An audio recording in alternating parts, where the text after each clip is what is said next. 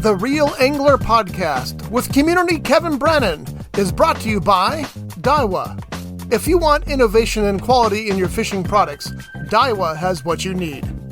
Costa Sunglasses. Discover life's greatest adventures with Costa. Built to look good and be tough.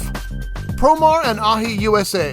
Premium fishing products and accessories with concepts developed by passionate anglers. Channel Island Sport Fishing. Offering deep-sea fishing on quality sport fishing charter boats. And more. Mossy Oak. From hot days in the water to sweltering afternoons in the woods, we've got you covered. Outfit your obsession. The Latino Business Expo, Ventura County's largest networking event. Special thanks to Bruce at Kirby Subaru in Ventura.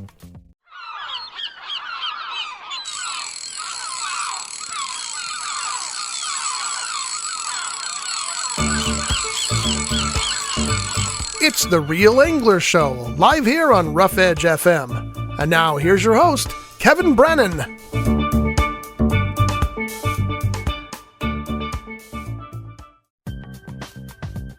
Today's guest, Samantha Balcezak of Reins of Hope and the Uncover Wonders Thrift Store. Ready, Scotty? Jump on in there. I'm ready. It is the Real Angler Podcast with community Kevin Brannon here, and his special guest today, Samantha Balcezak. Woo! Are you okay that time? You did great. Nice. Barry says hello, and we'll let them get right to it. Very special guest. Aww. Me and Sam have a kind of a funny way that we met, and in the nonprofit world, and then a little bit of personal training and some wisdom. We're talking about advice today, so we don't script our show. We don't have too many questions. It's more to talk about her organization, and we'll tell the story how we met. And then she has some new endeavors that she's on, where she opened up a secondhand store right there in the city of Port Hueneme, right across from Manna Cappuccino, where we get our cup of Joe every morning, and right in our community. And we're just gonna introduce Samantha. And again, real quick, where we met, we were doing a chili festival at the Conejo Days out in Thousand Oaks. Yep. And you came walking by with a little mini horse, right? Yep, hope. Hope. A little bit of hope. Yep, a little bit of hope. All right, so that's where we met. Samantha, go ahead and tell her who you are, about your organization, and then we'll just keep the conversation going. Fantastic. So I'm Samantha Balcezak, and I'm the executive director of Reins of Hope, which is a nonprofit. We provide equine-assisted psychotherapy. So basically all that means is we have licensed marriage family therapists, but instead of going into an office, you go outdoors with horses. So it's really solution focused. We believe people have the right ideas and the right ways to do things. They just need practice and support. So what we do with the horses is when we go out there, horses are prey animals. And so we are technically predators. Even if you're a vegan, our eyes are forward, our ears are back. So when we enter that arena, those horses immediately identify us as a predator. So they're coming with, am I safe? And I think so many times in life we get stuck with thinking, oh, but I love him. Oh, I love her. But we're not safe. We're not safe in that relationship. We're not safe in that work environment. We're not safe in a lot of different avenues. Horses won't do that. They won't do that. They're going to move away from danger immediately. No, maybe not. I don't want to misquote it. I thought there was somewhere horses. Was there a fire and they wouldn't run off, or they're leaving, or maybe they're just stuck in there? 100%. Right. 100%, because horses will go back to a barn. Right. Because that's where their herd is. They will go back. So there was horses trapped, and a horse left, could have ran to safety, and went back to his friends. Oh. Because they're herd animals. So they need each other. And some of the things that happen, I think, for humans is we isolate. And when we isolate, we are herd animals. We're pack animals. We're supposed to be together. We need each other. We just need to find the right herd. We need to find the right pack. And social critters. 100%. Yeah. And horses are as well. So, but they know it. Mm-hmm. They don't pretend, oh, I'm an island. I can do it myself. I've got this all figured out. They don't identify as Their ego does not get in the way ever. So it's really powerful. And it's powerful to be with them, because they're going to show up authentically. Even if you're nervous, even if you have no horsemanship, that's what we're not about in the arena. It is absolutely about relationship. So what made you start this, go about becoming a director and doing this? Did you start it yourself, or are you just the director? Yeah, well, there was a couple of things. So In 1999, I was a baby and I adopted a bunch of kids, and part of that was them coming home during visits. And when they would come home, they would be so dysregulated, and it would disrupt the whole family because the other children had visitation. The other children had, so they would bounce off each other. So we got into the habit of, instead of them coming into the house right after a visit or therapy, they would come outside and hang out with me with the horses. I've always had horses, never been without a horse. And so I would be able to help the kids regulate. And I thought, somebody's doing this. Somebody's doing this. There's no way this isn't working. And so I roped one of our therapists that was working with my daughter. That was in Arizona. No, roped them. Is that? Yeah, you're using of some, course. 100%. Yeah, I reined them in. I reined those kids in. So I took... It's funny. We say we lure them in. Well, there you go. Yeah, we lure them in and you rein them in. Okay. I lure them in with a carrot. Yeah, okay. Come here, babies. So I took the kids out with... So I reined in a therapist, and she said, yeah, I'll come out and work with the horses with you. So then I found a gala, which is the certification process, and we started that with Greg Kirsten, Carrie Siddiqui, and Lynn Thomas. So these are your own horses then that you started with? No, I went all the way to Utah, packed my kids up, and did my internship in Utah. Okay. So you got to have a dream. See, chase your dream. You got to chase have your a dream. And it chase might sound your for horse. Right? Chase your horse. That's right. Yeah. Wild horses. So you started this in 99? Is that right? 1999. Yeah, 1999. Yeah, that's when I went out there. When you were 5. Yeah, pretty much. Yeah, 6 years old. Yeah. And I got my certification, brought it back, and then in 2006, Reins of Hope was founded.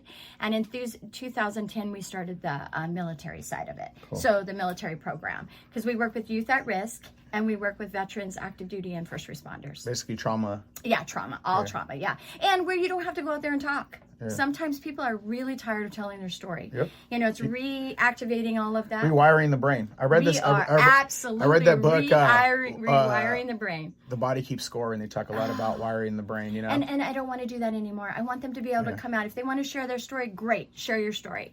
But if you want to come out and you want it to look different and you want to just be present, the horses understand that. You know, they when I think it was like 2017 or 15, something like that. And people always wanted to tell me about my story, right? Like, oh, I'm so proud of you, where you've come from. And it was like, I remember for New Year's resolution, it wasn't a resolution, but I didn't want people to bring that up anymore to some degree, right? You wanted it to look different. Well, it's just like, that's not my identity, right? I'm not like, New Kev narrative. that grew up, like, even though I tell my story, depending on the room I'm at, right? Sure. There might be some kids that need to hear the redemption side of the story, right? Yes. And the prosperous side of things, right? But try not to live in my past or let that identify, because then I'm using it as a crutch forever, right? I'm leaning on this crutch forever. I'm no good. I come from this and that, you know, and people would be like, I'm so proud of where you came from. It's like, well, now we're going to be proud of the accomplishments that we have now. 100%. Right? To come through it. So I know what you mean by telling the story. Even when people are like, why don't you tell your story more?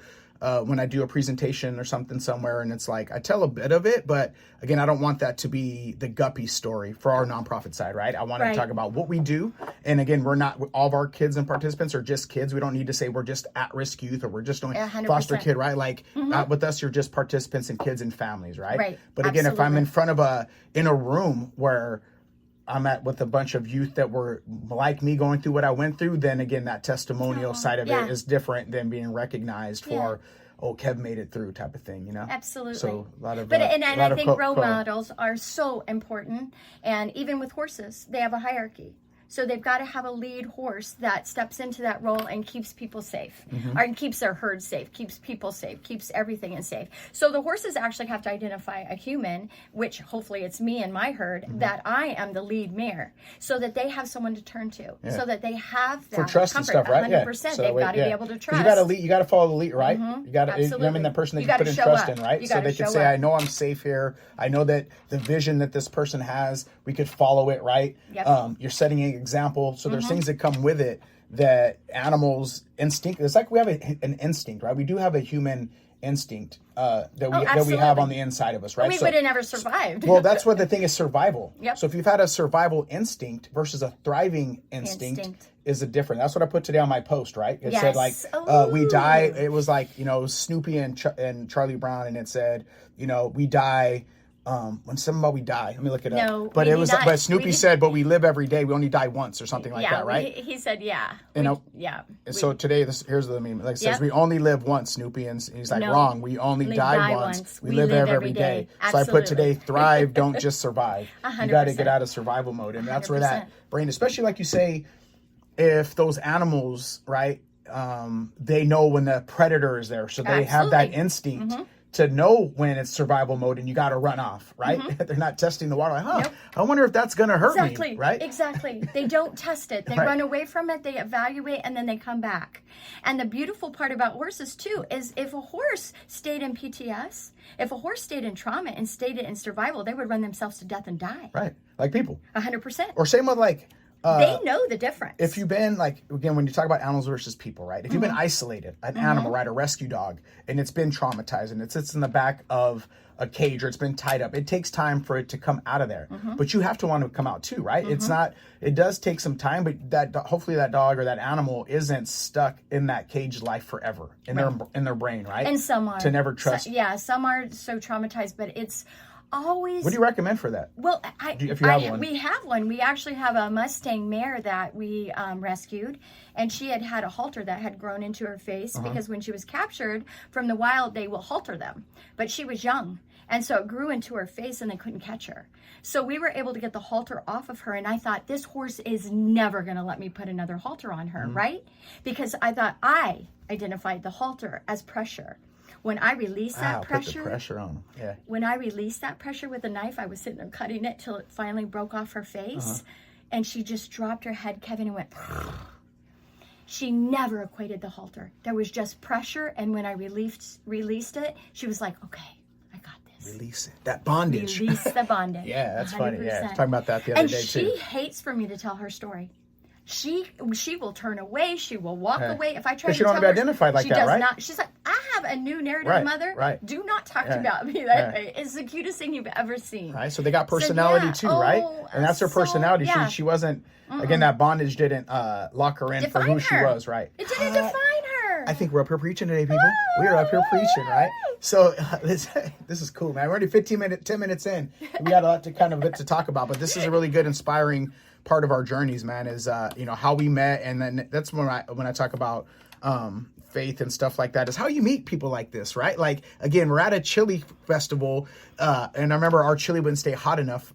It was our first, but again, we gave it a try. Yes, We've never been did. in a chili festival. I wanted to get over to Agora, to that part of town. Network, do our thing, right? A chili festival. So our first batch was hot because we cooked it there, and then trying to reheat the new batch chili, and we had goldfish crackers in there, like instead of Cheez-Its and stuff, and cheese and onion. And you were a couple of doors down, and then and that's how we met. And then we've been able to ask you some nonprofit questions. I'll talk about this next. Is like, there was a time in nonprofit when I was talking about funding and how we were going to get it, and being scarcity mindset, and Samantha here told me, there's an abundance out there. And she came to me for wise counsel because I'm a personal trainer. So she was asking me to just help her. She goes to the gym. She didn't need a bunch of training. She just wanted to mix it up, right? Yeah, I didn't understand how to balance, like how to do my legs properly and my arms. Honestly, the big thing was, how did the machines work? Yeah. Because I didn't quite understand them, so I never was using them properly. I wasn't using my muscles properly. So I was getting tired. I was getting burned out and wore out. Yeah. So I went to an expert, and I said, hey, how do we do this? And you were able to do that for me. Right. So I and at the same time, I was learning a lesson.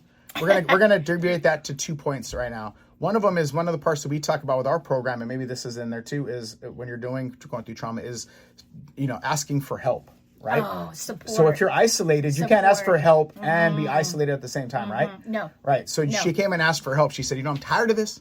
Got enough of this, goddammit. Excuse my language. Got enough of this, darn it. And Kevin, can you give me some help? And then when we went to meet coffee, and she paid me for my services, $100 for me to give her my advices and check in with her. I'd send her some videos on YouTube. So it wasn't just a one and done. Right. I followed up with her on some other, here, check out this video, check these out, these YouTubes, to coach you along while you're there. But she reached out for wise counsel. She shared counsel with me about the abundance while we had coffee. I was asking for help because I was getting frustrated with nonprofit, just like you're getting frustrated with your results, right? So if you get frustrated with your results, what do?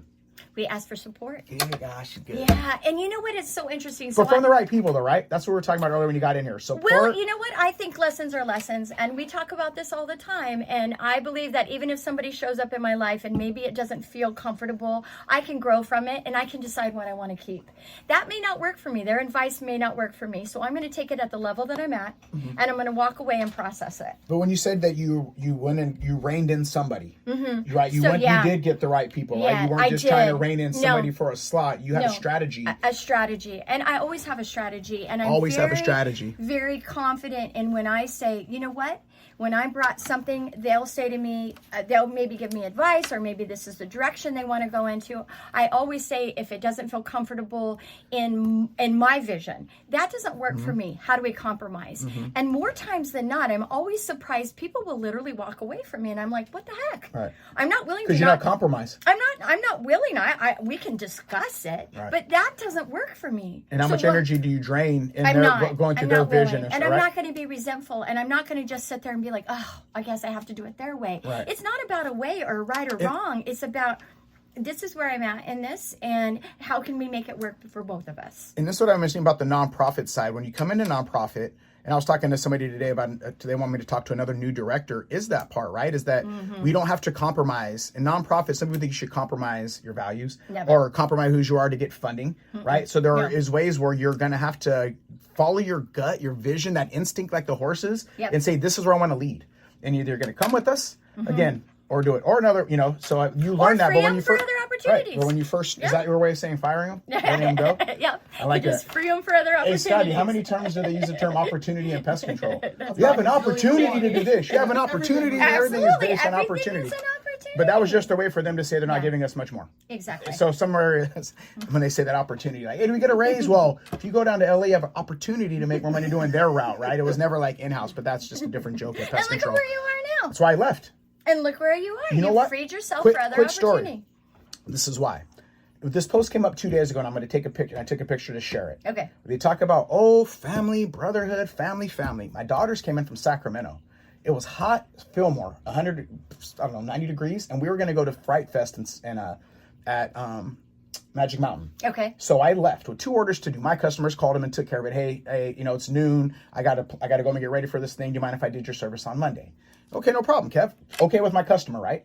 So I get to the office on Monday or something, and they said, "Hey, Kev, can we talk to you real quick? You went home with and you had 2 orders to do. What happened?" Because they could see, my percentage for, you have 7 orders on a Saturday. You did 5 out of 7, your percentage goes down, right? Right. So we're looking at the metric, right? But my family's in town. My kids are in town from college. I wanted to go spend time with them. That's really your answer? Yeah. I thought we were a family here. I thought we cared about family. Is that just something that we say in our meetings, that we don't really follow the mission and the vision that's up on the wall? Right. And that was the day I was like, you know what, this company just says one thing and means something else. So our values, and you our decided mission here, yeah. didn't align anymore. So you were able to free yourself for other opportunities. That's and what look was where you are opportunity, now. yeah. Hero But that was of 2024. Heroic Kev, right? And look who they got to use, right? Through the story, again, my testimony. So if I was to stay victim mentality, Absolutely. would I be here? Would I decide, you know what, that's not me. I could still go out and help and make a change. I don't have to have a Absolutely. degree. I don't have to have all the resources that I need. I got a passion, vision, and I know that there's a need out here. So Well, and educate yourself. I mean, there is so much opportunity online. There's so many different ways to get those needs met that you can absolutely go out there and get what you need. Absolutely. there's an ocean of opportunity out there. That's why we call this thing, when I use the term opportunity, we're going to See? segue Look into at that. an ocean of opportunity. And that's what's up. So what do you do? Like let's walk through how your process works. People come to you, you work with them for a certain amount of time. Let's kind of talk about the process. Yeah, that so you we do. just, and I would love to share one of the things we just literally did last week. So we have funders that come forward, and we work with Willow Creek, which is a ranch out in Santa Paula, and they provide housing, and we did a women's retreat for women that were veterans. We did 3 days. And those are military veterans, not ghetto veterans, right? Yeah. These aren't ghetto vets. These are military veterans. These are women that were in combat. We had a chief, we had a petty officer, and they came forward and said, look, I need to be in a community with my sisters. And we were able to provide that. Community. And so we did the retreat. They didn't know each other when they started, and they left as sisters. And I think the big thing for me is creating that community. I really, truly do. because I think isolation is something they talked about extensively. We isolate. We don't feel, maybe we feel a little different than a woman that maybe didn't participate in the war or didn't be in the military. Is there, just asking that question. So was there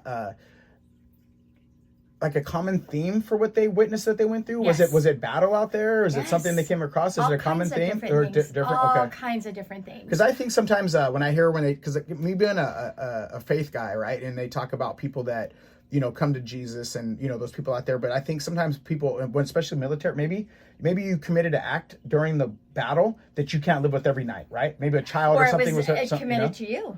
Or it happened to you, and now you have to walk away from, not only did you give your service to the country that you love and support, and you were assaulted. So, many times we hear from our veterans that not only were they prey, they were preyed upon, but they had to be a predator, like you said. They had to go out there and make sure things were safe and make sure they were in the lead and make sure of all of this. But it can happen in both situations. So we're dealing with that. So all that across the board, everything from combat all the way to sexual assault, 100%. 100%, yeah. Especially when you feel like you... it's almost like, again, I don't want to compare, but if you are, right, and you believe that you stand for something and then it happens to you and you're like, wow, I can't believe, Exactly. There's no love, Yeah. And what's the outcome? It doesn't love you back, Nope, exactly. Exactly. It's kind of, don't love you back. Yeah, it's kind of like what you were talking about. It's toted brotherhood, and this is a community and family first, and then you're assaulted within. Right, then that trust is broken. Yeah, 100%. Yeah, all the way with children too, right? That experience the same type of trauma, right? Like those ones that you. And that's why it is somebody that when you have a power. This is one thing. What I do, honest. This is separate but kind of the same, right?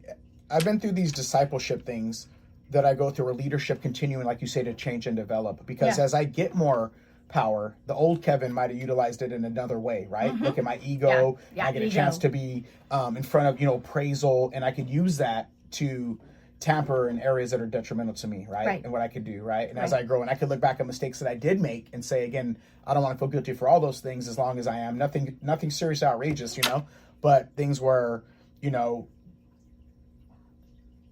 like recognizing that what my power is as far as being a leader, and understanding that if I don't continue to grow within that area, me and Marshall talking about today, like our self-awareness and things like that as we're growing, that you could use that power for misdirection, and how important it is to, as you're the leader, that you better keep developing. Because again, if you start taking the praise on, like, I'm so great, I'm so glorious, oh, I'm the hero, that it's easy for me to use that in a bad influential way. Well, and I think it goes both ways, because if someone can build me up, they can tear me down. So if I'm just sitting there listening to the praise, and then somebody walks along, one person, and says, well, yeah, but Sam, you're not that great, you're this, this, and this, then now am I leaning over here? So what I try to do is keep it in a steady evil, or and that's just all there is to it. Explain that. Yeah, because I'm not going to take all of this up here. That's really nice. Thank you for sharing that with me. How can you help me with my journey? But when I hear this down here, what can I take from it? Is there anything there of value? Do I need to adjust something so that I'm not staying up here but I'm not staying down there? I'm gonna level it off. So is that being mindful? Because that's the term I've been using lately. Like I'm trying to just be mindful of it. I think you can use whatever term that feels right to you, so that when that happens to you, and someone comes to you and says, they're purging onto you all of their projection of, well, Kevin, you didn't do this, Kevin, you didn't do that. You can get defensible, or you can just take it and say, well, did I do that? No, that didn't relate. I don't relate to that. Nope, I did do that. I'm sorry you're feeling that way, but I'm going to move forward with this. I'm not going to pull that up. But the same way when someone says, oh, you're wonderful, you're great, everything's awesome. So what happens when I do make a mistake, because I'm a human being, and this person's like, well, how dare she? Right. How dare she make a mistake? Right. Then now all of a sudden, now I'm over here? No. They don't get to decide where I'm at. Right. I don't identify with my praise or my negative. I take what I can from it. I'm a human being, and then I move forward. Human being aspect. Yeah, and move forward. I don't want to get off track with sure. were you about the military thing? Do you want to? Oh yeah. I was going to share. Well, I love that you said help and support, because we call it support. And one of the biggest lessons for me, it segues right in, is that one of the veterans that I was working here with, he was a combat veteran. We got him into the arena. So it was a women's thing, but there was still. Oh no, this was a different. Oh, okay, this was a different thing. Yeah. So one of my veterans came in, and he was combat veteran, and he walked in, and the horses went all the way to the back of the arena. There was big energy. There was anger. There was hurt. There was guilt. There was shame. And those horses moved way away. That was way big energy, right? I kind of get, the reason I'm giggling, because I got big energy sometimes. Yeah. And looking at those things you're talking about, yeah. How do I, again, that's what I mean by the mindfulness. How do I right? show up? Do I walk into the gym and I could go, because I could get defensive and, hey, your energy's too, so go ahead. I'll let you keep going. But Exactly. some So of the that things happened. you're talking about. So you can relate. Yeah, That's exactly what relatable. happened. How's that? It's that big energy. And then they're going all the way to this. So the horses moved all the way back to the arena. And he said, see, everybody hates me. Nobody likes me. And I said, well, I don't think horses think in Is that what they those say? terms. Animals can sense Yeah. evil? Right. You And know, I kind said, of like that. And I'm not well, mean to I laughing, don't- but I mean, if you're, for his predicament, if you've already felt that way Oh, sure. and the animals did it, then to him, They didn't feel safe. it justified your own logic that you portrayed on yourself. You Yeah, know, but to I him. don't think they thought in anything other than they didn't feel safe. No, I mean, Yeah. I mean his thought. Like, But him- how him- wonderful Yeah. to have something not judge you, just not feel safe with you. So they moved away, and so then when he shared that with me, I shared with him. I don't think horses feel in that way. I feel like horses think in terms of safety, and when we bring in big, huge energy, the horses are checking it out. They're moving away. They're checking it out, and he goes, well, this is what's happening with my family. They're scared of me. They're this. All of the things, the narratives, right? The narratives that play out in our head. And I said, well, how can I help you? And he said, little girl, you are never going to be able to help me. It's like a wild horse. You feel like you got to Right. break a wild horse or something. So You get I one of said those to him, horses. I You got to said- break. Is that what it's called? So I said, so how can I support you in this moment? And he goes, I could use some support. Yeah. So I never say help anymore. Yeah. I say support. Because it's not mine to do anything with. He had the answers. Do you know that all 6 of those horses came up to him right when he was talking about that? Really? And he broke down and he cried and he said, why did they come here? And I said, why did you? Wow. And the work began. Wow. That's like a freaking Disney movie or something, huh? You can see that happening. You need to document that just as like a, and again, that's the hope, man. The reins of That hope, is man, the that comes it in, you hope. know? That is the hope. You know what's, how about this? So are you a licensed therapist? So I am an equine assisted psychotherapist. So what I do is I do the ES part. So I work with the horses, the horse body language, what the horses are showing up as. I also am a licensed life coach because we do a lot of stuff with corporates. You coach me a little bit. Yeah, we do a lot with corporations and they don't want therapy, but Right. we have Well, that's what I'm asking, right? licensed marriage family therapists. Well, the reason I say that is because, Absolutely. again, Always. you could be impactful, though, for you without Oh, a yeah. diagnosis, Right. without a Yes, prescription. but we do work you know? with licensed marriage family therapists. It's just with certain aspects of it. The corporations don't want it to be therapy because then, with a corporation, you go in and your CEO is getting therapy. How could that play out? So we try to be really mindful of all of that. I know. That sounds like but a it's- Soprano episode. Remember when Tony was going Absolutely. to a therapist and they're all tripping out, like, what's Tony going to a therapist for, you know? Exactly. So, Yeah. we, That so was we're the mindful CEO. of that. The CEO is going to a therapist, what's wrong with him? Absolutely. But I think even as CEOs, some therapy is important. course. Mine might be biblical, right? In my counseling, who I meet However with, you know, you- however but versus a diagnosis, I guess is what I'm saying But when we I asked do you that. have, you know? yes, we have licensed marriage family therapists, and then we always have an ES, which is an equine specialist. We have to all go through the same certification program, so we're dual certified. And the reason being is we want to make sure when we're in that arena, we have someone looking out for the physical safety as well as the emotional safety. So that there's never going to be a point where someone has to worry about whether they're safe with a horse or whether they're safe with a human. Does a horse Humans and do that? horses healing together. What was I saying? We're gonna do one called Harbors and Horses. Or you come down Yeah. here and you bring your horses down Yeah. here, and we call it horses at the harbor or something. Yeah. And you She can bring goes your horses. everywhere. I take her everywhere. We're gonna get that in here. Maybe one of Yeah. our Saturdays you'll come in here and be our 100%. I know we And I talked can about bring it, right? her in here. Oh yeah. She comes in the store all the time. She can come in here. That's what we met. If it wasn't for that horse, you might not have started talking, right? might not Yeah, the little have. mini No. horse. That was a Everybody. conversation starter, right? And they remember her, Yeah. and they might not necessarily remember me, but they might see me at the grocery store, and they're like, oh, "Where's your little horse?" Right. I'm like, "Well, she's at home. I don't take her grocery shopping usually. Usually, once in a while. Once in a while, she has to come she's get the in carrots. Yeah, right? 100%. Gotta hide her from the produce section. 100%. Yeah. So yes, she goes everywhere with me. We had to convert a minivan. She's too small for a horse trailer. And so we had this gorgeous human named George from Montesino Bacon Trust. He donated a minivan to me, and I was able to convert You it. have a mini horse and a mini horse. minivan. In a minivan. Wow, minis. I'm sorry, but it's the most adorable thing in the whole world. I think one day I seen you. One day I think I seen you walk in the Mini up the ramp into the side door. Oh yeah. Yeah. So I do remember she seeing has a you little with that. wrap, and then she goes up in there, and she gets so excited because one, she gets to meet everybody, she gets to hang out. But her favorite thing in the world to do is marathons. Really? She has been in. That's hope for me with my little legs. I can do a marathon with these little mini pony legs. She loves it. We've showed up for quite a few different marathons for quite a few different people. That's so cool, including the district attorney. And it was just really powerful to watch her. When those people get running, she's like, oh, I can do that. She's galloping. And she's got her little tutu on, and she is just clippy-clopping along. Yeah. That's neat, man. Yeah, it's very sweet. You should probably just bring that, something about it too. I think when you see the minis, like they really bring like the hope. Like there's something mysterious or mystic, you know what I mean? Where you see them, where you can't just, oh, look at that, right? In a calmness, because horses aren't going to be calm if they're nervous. They're not going to fake it. Horses can't fake it. So do you have to, is there training that, did it seem like it was just a natural fit with the Mini? Or what's the name? I've had her, her name is Hope. Hope, okay, a little bit of hope. Yeah, a little bit of hope. A little bit of hope. That's all you need, a little bit of hope, a little bit of game. Every day. So did you have to train her up for that, or did she just seem like she was up for as far as nervousness around? We rescued her mom and dad and her sibling, and we didn't know the mom was pregnant. And the mother was about 20 years old. Her hooves were grown out. She was very thin, and we were trying to fatten her up and find her a new home because she was done with people. She was done. She was biting me. She was kicking me. She was not a happy camper, and everything I was doing was trying to help better her life. How many times has that showed up? Somebody tried to better your life, trying to help you, and then we're like, no, I don't want that. I'm not ready, right? And then we get resentful. So anyway, she was done with humans.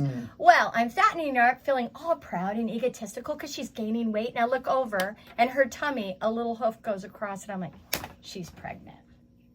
So we waited, held on to her, helped her with her nutrition and everything until the baby was born. She was born premature. She was born with some difficulties. The mother didn't have great milk to produce, so we did have to hand raise her a little bit. But I knew that little horse was going to make a difference, even though she had a really hard start. And she has, right? Stop preaching it, man. Right? Little hard start. But then her mom, we found a beautiful home for her where she still doesn't like people, still doesn't trust people, but she gets to hang out with a mini donkey and live in a pasture. And so the people that we contact... And where's this at? She's up in Thousand Oaks. Thousand Oaks? Yeah, she's just on a pasture with a miniature donkey, and she's living her best life. And she don't ever have to deal with people again. She's like, I'm over it. You've abused me. You've hurt me. I've got my brother. We're good. So but Hope now is able to go around. She's small enough. I've been in so many different areas. I've been in the VA hospital. I've been up 24 stories in an elevator, taking her up there because I went in front of the Bar Association in LA so that we could get the horses in the juvenile center there on Vineyard. So we actually take our horses inside. We do the therapy with an equine specialist as well as a licensed marriage family therapist. We work with the kids inside the jail. When they come out, they can get their community service hours either at our ranch or at our thrift store. So we're trying to, it's got to go full circle. We got to do this full circle. That's good stuff. They might let me in the juvenile halls over there to talk to kids too. So. Yeah, I just got to do a bit. It's that inspiration. It's got to do that clearance thing, So that's where I would tell my story more of who I am, to let those kids know that you can go from here to Hero of the Year. I was getting my award over there, and I wasn't in custody. It's funny, even the police officer shook my hand and said that when I was leaving. Right? Yeah. The redemption story of it, or even like Little Hope. Right? You start off, but your beginning could be rough. It does not have to define you. It does not have to define you. Say that one more time to the camera. It does not have to define you. That's right. And second chances, I think that is a huge element too. And I know that I've seen, this is a story of what happened when I took the horses in with the kids. And I was working with a group of juvenile boys. They were between 14 and 17. And one of the kids said to me, no offense. Now, mind you, I've got two little horses. I'm in there with my therapist. And he goes, no offense. You know you're going to be offended. You already know. Oh, dear God, what is he going to say to me, brace right? for impact. Yeah, right. I'm like, okay, I'm ready. I've got this, And he said, what is a rich old white lady with a little horse going to do for me? I said, well, first of all, I'm not rich. I work for a nonprofit. I said, say it louder. Second of all, I'm here. I showed up. He said, fair enough. And of course, I still have a relationship with this young man. He comes into the store 7 years later. Yeah. So it can look different. Show up. I had this kid show up at last year at the with the foster care system showed up to one of our days. We work with Lupe, and she always brings kids around. And I call him the cool kids. He was hard, right? And he was in the very back. My favorite. Telling me my favorite. Yeah, come on. favorite. So anyway, I won't keep the story long, but, at first, I ain't got no family. And he was, I mean, neither. So I kept like throwing, while in the middle of my class. Let's do this. Man, 2 days later, he's sitting down with the little girls, helping them, someone alone, showing, Mr. Kevin, I want to get in the picture. Like, it's a trip, right? But came in hard, and those are ones I really like to work with, too, just because I can see myself in them, and I know that there is hope, man. There is hope in there. But I know at the same time, I realize that there has to be a want on that side, but it does come with trust, right? It does come with understanding and the things that you can't fake with them that they've heard from from maybe. I mean, it's not putting therapists down. No, what I mean, though, is gotcha. more of, when I used to talk about the white binder kid, I used to say of myself, I'm a white binder kid. You never seen Good Will Hunting? Yeah. When he looks at the white binder and he's you Robin see your Williams. file? Yeah, and he's like, it's all in there. Man, I still cry when that part comes on. Yeah. He's like, it's not your fault, Will. And he starts crying, right? And they're still hugging each It's other. not your fault. Right. So he tells them not your but he's like the white binder, right? So everybody else has passed me around with that white binder. Yeah. It's in there, That's my identity, right? And when you have that when that's been that callus has been placed over the individual, right? The hardened part. Yeah. And to get through that, right? Because you had to be something like you showed up, right? Yeah, you show up. And I think also giving people an opportunity for those second chances. And I also think giving the kids the opportunity to do different. But how do they do different if we don't show them? Mm-hmm. Because I feel all of us will do different if we know different.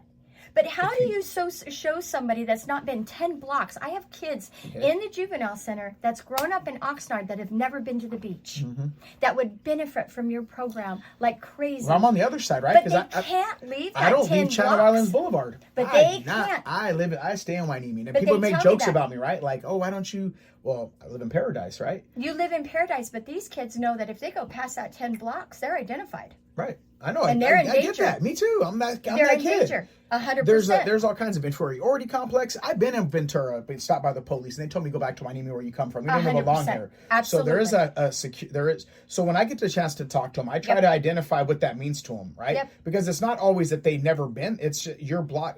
Ice-T writes about this book called Redemption of a Gangster that I listen and there's a reason why you protect your block so long, 100%. right? But then also you do have the overseers that remind you to stay in your block. Yep. So let's not be identical that if you tell you belong here, what are you doing out of Colonial? What are you doing out of here? Absolutely. So you're actually patrolled to keep you there, right? Yep. So there's some of that situation. There's other things that at play while you're not at it. Well, I think a lot of people that haven't been in that world, Kevin, and I love that you're able to share that and have seen it. You saw it. These babies see it. I did not see it. All I can do is show up. That's what I do. I show up. But what I felt was so powerful for my babies was that when they came in, I brought the one kid kept talking about the ocean. I brought him a seashell and he goes, "I'm going to do it, miss. I'm going to go see the ocean." He lives down the road here. He's lived in Oxnard his entire life. He is 17 years old and never been to the beach. That's wrong. That has to look different. But that shell gave him that opportunity to say, I'm going to do this. The hope. I'm going to do that hope. Okay. It wasn't even the little horse.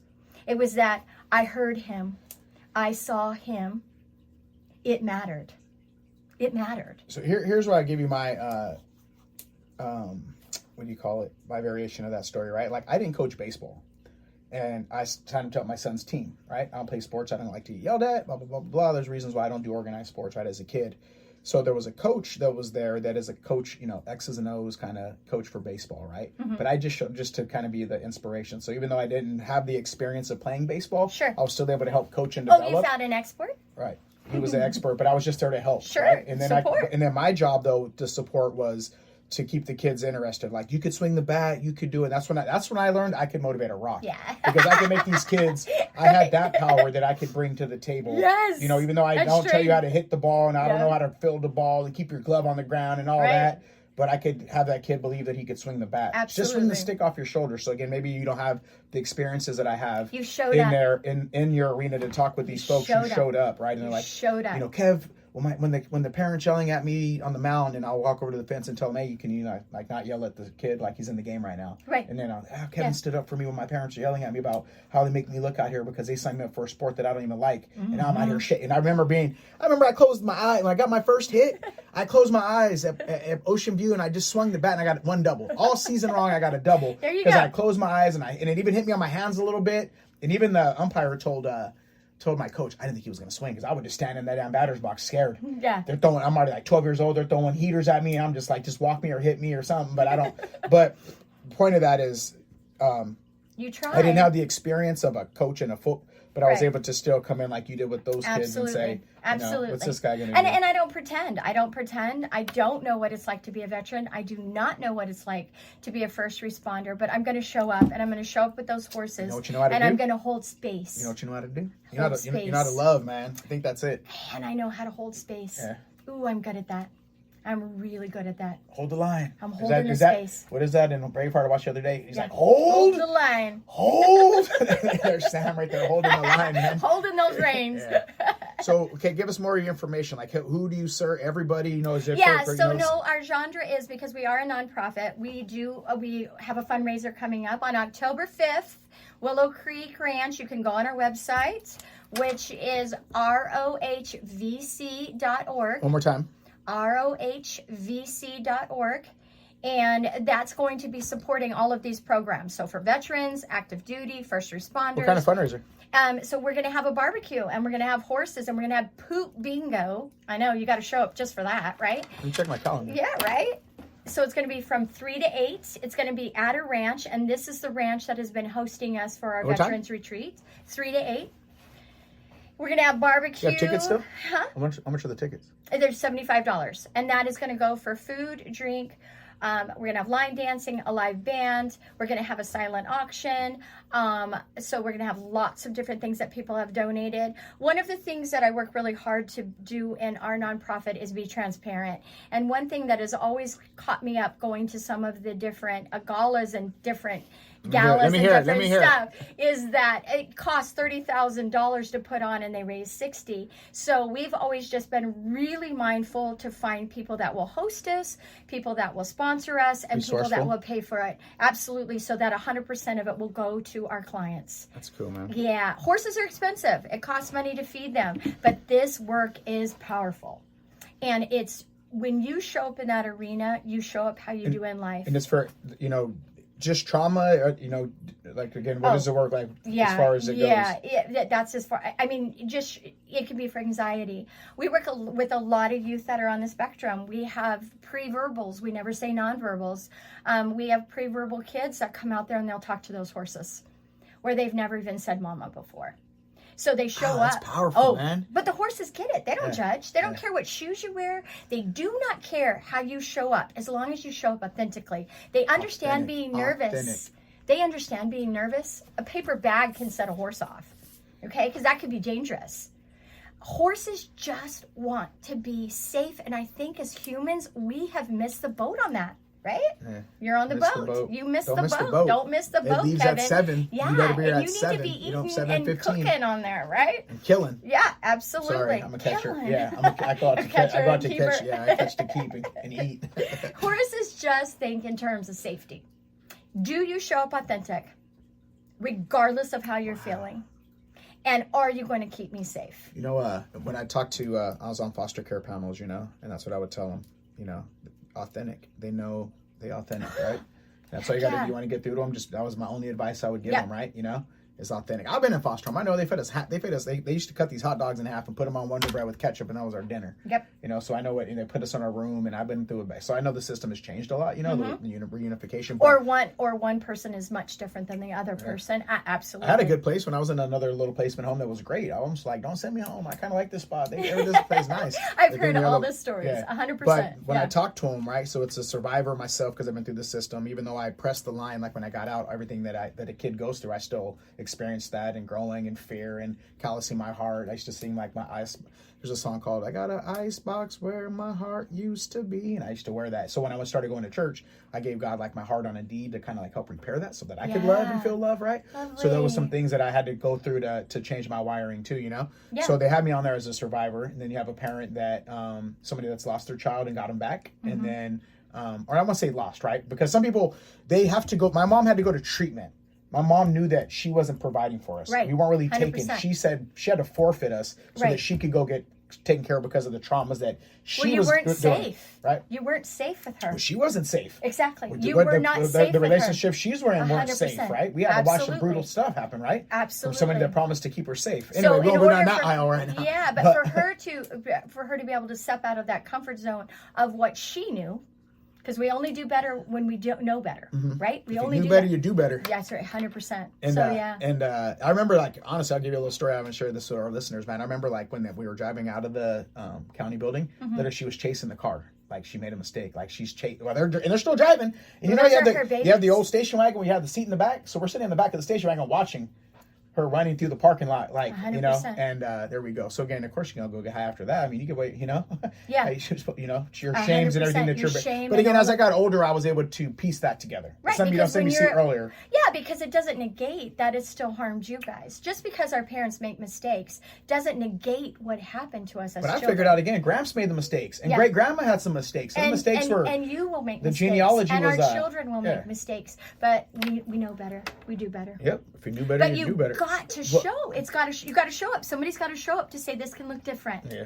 And then, like you said, that other human has to show up and say, I'm willing to look at this. I'm willing to be uncomfortable. I'm willing to grow. I'm willing to step into it. Yep. Yeah, 100%. So yeah, just be authentic. I tell them before I hang up. Say, so yeah, the parent that myself that was there, and then the other people that were there were somebody that, again, that has already fostered parents, and then again, you're in a room. Well, this was like during Zoom, right? So we were in this room, and there was somebody that, you know, had already fostered kids and tell them what to look for, right? And their success. And then there was people, and everybody that was in the room listening or there to see, because they're going to start to foster, right? So we're like on the panel, for the panelists, and that was what I would tell them is that, you know, just love on and be authentic. They're going to know if you're doing absolutely, especially if you're scared. And that's a very basic. That's a basic one. I love that. Well, and that's the only way I try to show up. That's my goal, is to show up authentic. Well, I think you're more than trying, though. You know? and hold space for others, because I don't know where they're at, and I don't know what level they are, and that doesn't get to be my choice. What my choice is how I show up and what space I have to give and my boundaries. Because I think that's key too. And I'd love to do a shout out for our thrift store, because we opened a thrift store. We're going to go a little bit past, all right? We're going to keep her going. Okay. Well, we actually have a thrift store in Port Hueneme at 316 East Scott Street in Port Hueneme, right there across where Anna Kappa Anna Cappuccina. Yeah, Anna Cappuccina, which is wonderful. Jessica. Yep. Shout out to Jess. Jessica. She's one of our faves. Anyway, so what that does is we open that store in order to help.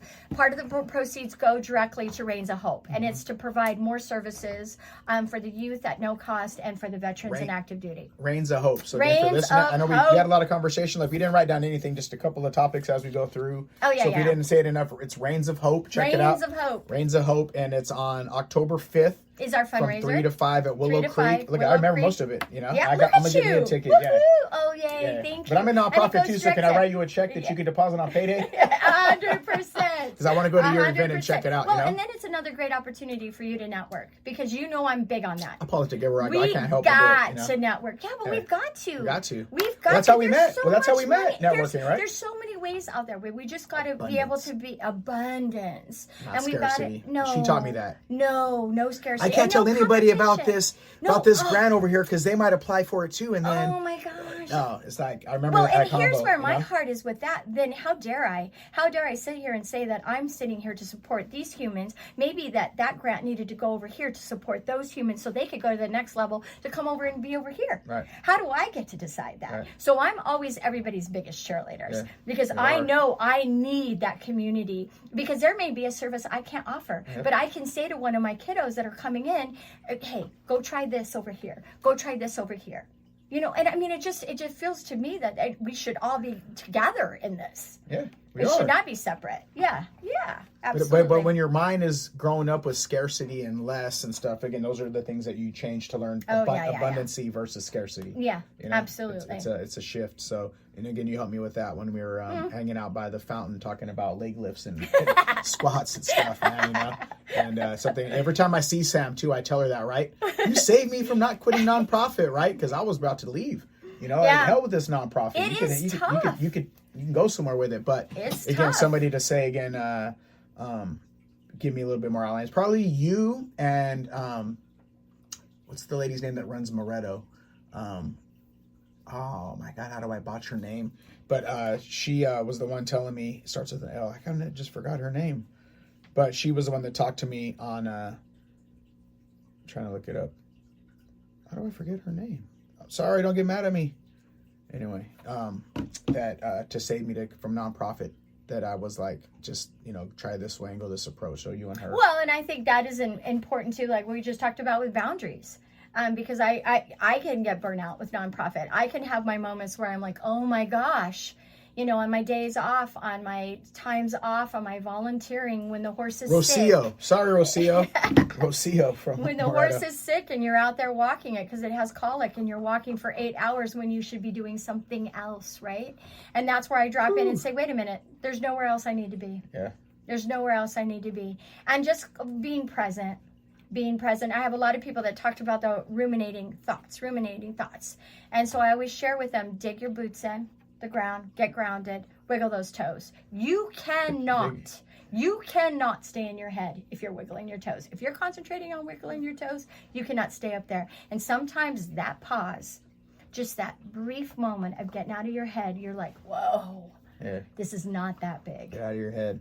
Not that big. I'm creating this. Last thing we gotta wrap it up is when we go fishing. That's why we like some of my photography is called Leave Your Worries Behind. Yeah. You know, when we get on the ocean, that therapy side of it, even though is because you're kind of letting that stuff go. It's kind of hard. It's kind of hard to be at the island. What are you talking about? And have other things on your mind. It really is kind of hard to be out there watching the sunrise. And then you don't have cell service a lot of times. You're able to just you've got to feel the wind. You've got to feel the elements. You can't really get away from them because you're hanging over the side, you know, with your fishing pole. You're waiting. You're being patient. You're visualizing. So I mean, everything about the ocean brings that for me. Let alone fishing, and rockfish is my favorite to eat. So, yep, I got 11 at home waiting for me to. Oh, if you're not busy Saturday, we're gonna have fish tacos here. You're welcome to come for some fish tacos. Okay, I'm you're making some gonna ceviche feed me. I'm a happy girl. Yeah, come by Saturday. Yeah, okay. Well, you know what we call that? That's our vitamin C, SEA. That's the prescription. SEA, vitamin C. I need me my vitamin C, or that's it. All right. So Samantha, with Reins of Hope,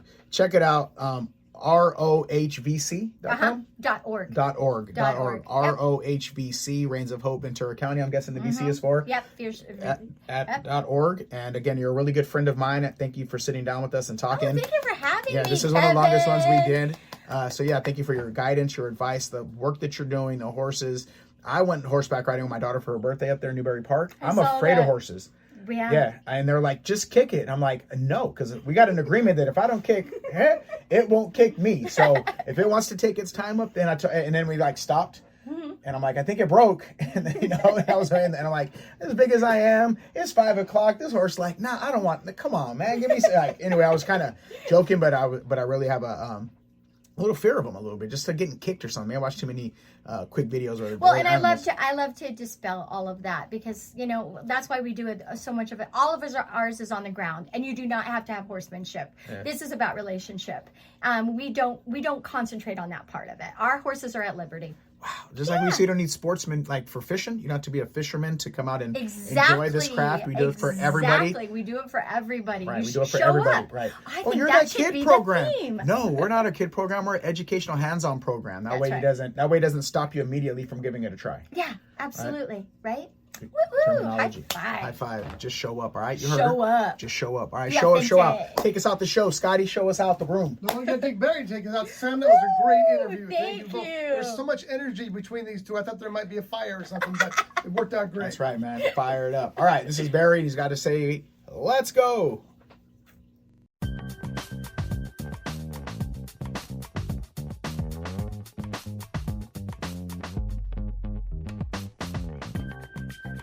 The Real Angler Podcast with community Kevin Brennan is brought to you by Daiwa. If you want innovation and quality in your fishing products, Daiwa has what you need. Costa Sunglasses. Discover life's greatest adventures with Costa. Built to look good and be tough. Promar and Ahi USA. Premium fishing products and accessories with concepts developed by passionate anglers. Channel Island Sport Fishing. Offering deep-sea fishing on quality sport fishing charter boats. And more. Mossy Oak. From hot days in the water to sweltering afternoons in the woods, we've got you covered. Outfit your obsession. The Latino Business Expo, Ventura County's largest networking event. Special thanks to Bruce at Kirby Subaru in Ventura.